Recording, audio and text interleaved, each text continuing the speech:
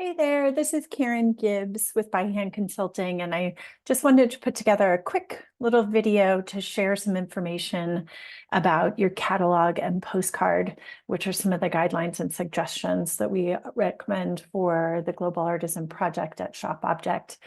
Quite a few of you have been asking for guidelines and also examples of other catalogs. In general, I don't like to share other companies' catalogs with other brands. So instead of doing that, what I thought I'd do is I just put together this little presentation that explains what I think a good catalog and postcard for a trade show has. So this is to complement some of the other videos that were recommended. Okay, let's get going. So when I think of a catalog, and I'm putting this in quotation marks because there's lots of different ways you can structure this, but I think there's three goals, right? The first one is that you want to communicate your brand and tell a little bit about your company and your products and your aesthetic and the things that are appropriate for your brand. The second is you want to show the products that can be ordered. And the third is that you want to provide all the information that a buyer will need to place an order. So how we do that is in three parts. Now, it could be three parts of one document, or it could be three separate documents. There's a variety of ways you can combine it, but I'm just going to go through the objectives of each section because that's really what's the most important.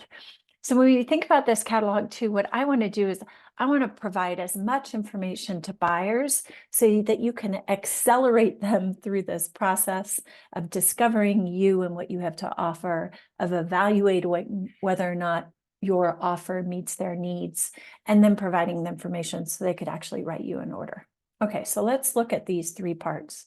The first part is what I'd call maybe the lookbook or company profile section of the document, or you can make it a separate document if you want to.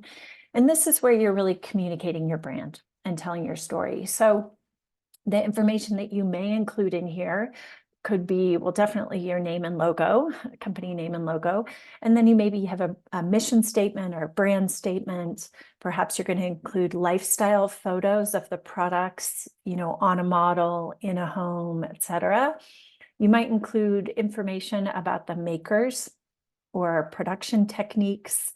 You might give an overview of the product categories that you have. You might also include some of like a summary of experience or affiliations, memberships, certifications you have.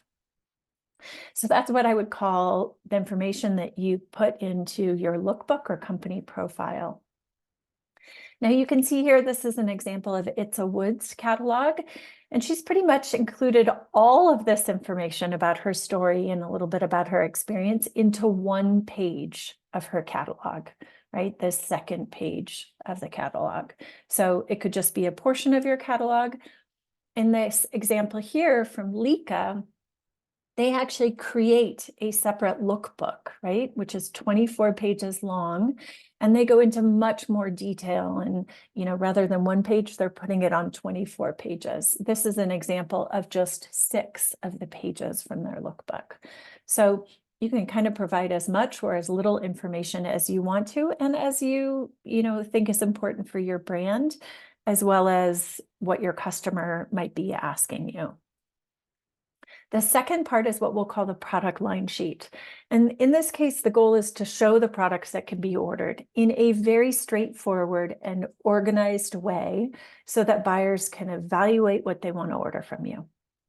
So this usually includes photos of products on a white or a neutral background with information about different sizes and colors and patterns that are available. You also want to include some kind of product code or product name that could be then a reference to the price list, right? So here's an example of a product line sheet from a company called Bibi Hanum in Uzbekistan. And you'll see she's done some simple images of the silhouettes, all the silhouettes of the fashion on a white background. And here she's shown all the color options through these swatches.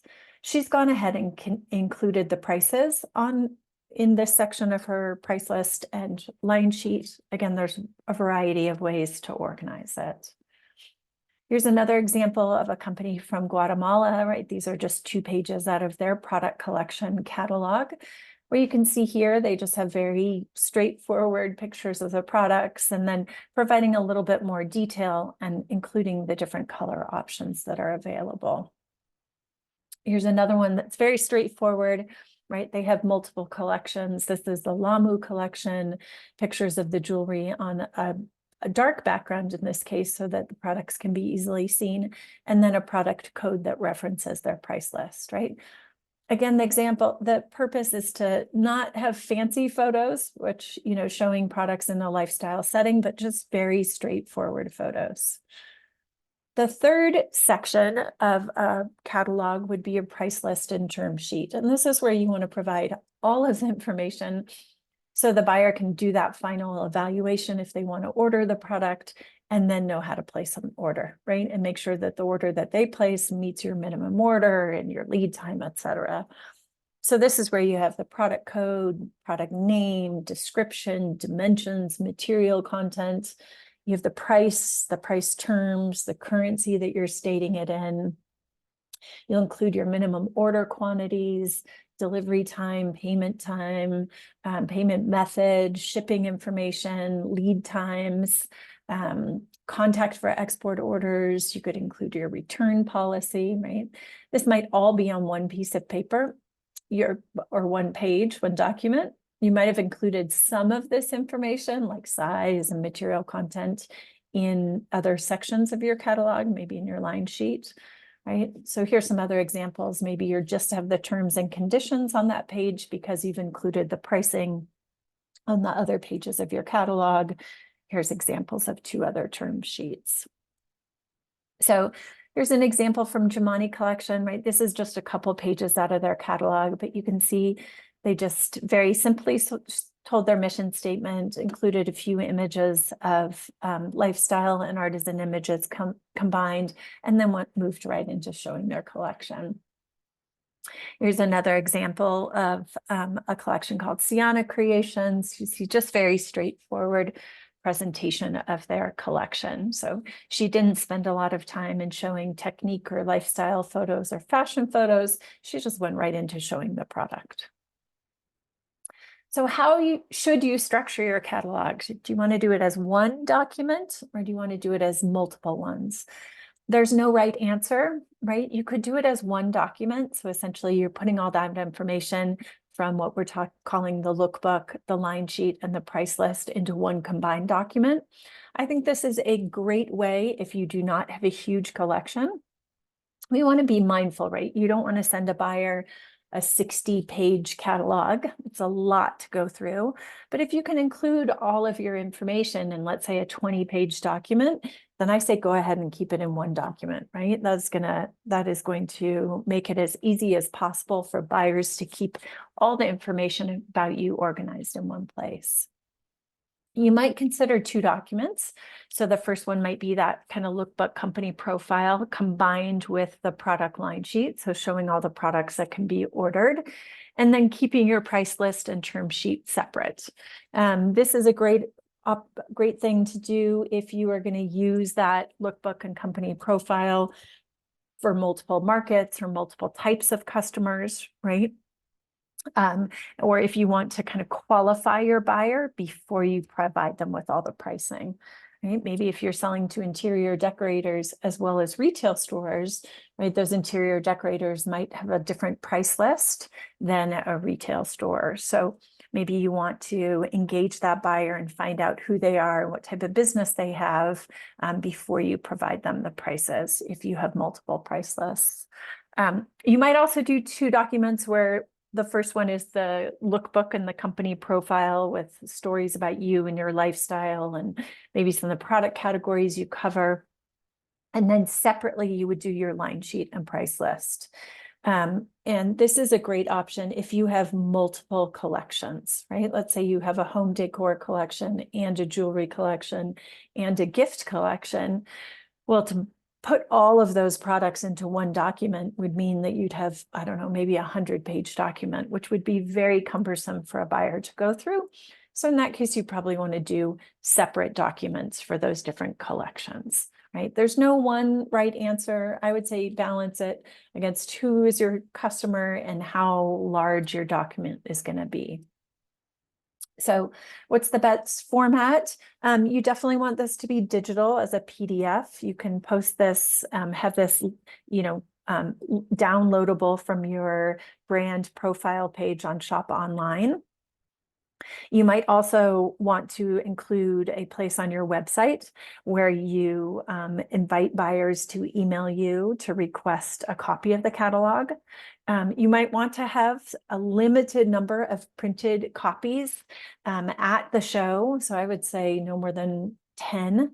Most buyers are completely happy with the digital catalog, although some of them might want to take a copy. You should definitely have 1 or 2 printed copies in your booth so you can show them to buyers during the show so they get a sense of what they're going to receive. Some companies are doing, kind of that interactive catalog on your website. This is optional, and I don't think has worked for many of the companies that have been in the Global Artisan Project so far. So just a quick overview, we also recommend you make a postcard for this show, right? This is something you can give buyers at the show.